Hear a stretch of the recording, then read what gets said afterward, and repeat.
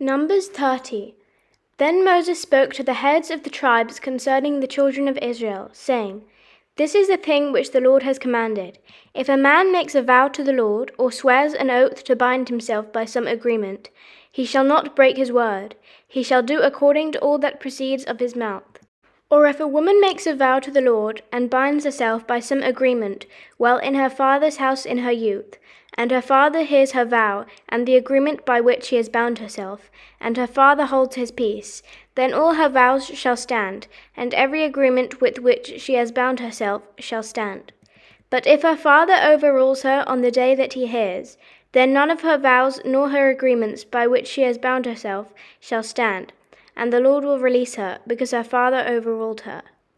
If indeed she takes a husband while bound by her vows, or by a rash utterance from her lips, by which she bound herself, and her husband hears it, and makes no response to her on the day that he hears, then her vows shall stand, and her agreements by which she bound herself shall stand.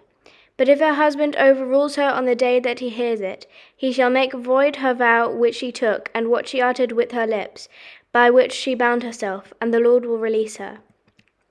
Also, any vow of a widow or a divorced woman, by which she has bound herself, shall stand against her. If she vowed in her husband's house, or bound herself by an agreement with an oath, and her husband heard it, and made no response to her, and did not overrule her, then all her vows shall stand, and every agreement by which she bound herself shall stand. But if her husband truly made them void on the day he heard them, then whatever proceeded from her lips concerning her vows, or concerning the agreement binding her, it shall not stand. Her husband has made them void, and the Lord will release her. Every vow and every binding oath to afflict her soul, her husband may confirm it, or her husband may make it void. Now if her husband makes no response whatever to her from day to day, then he confirms all her vows or all the agreements that bind her. He confirms them, because he has made no response to her on the day that he heard them. But if he does make them void after he has heard them, then he shall bear her guilt.